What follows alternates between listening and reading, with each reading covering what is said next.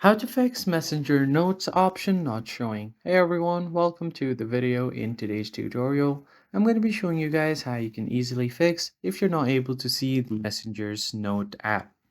But before getting started, make sure to like the video down below and subscribe.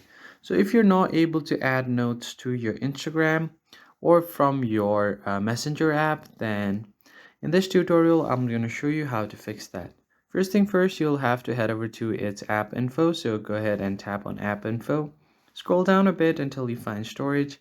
Here you just want to clear out all of your cache.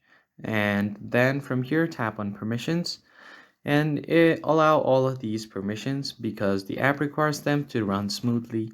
Once that is done, head over to battery and make sure it's set to optimized or unrestricted.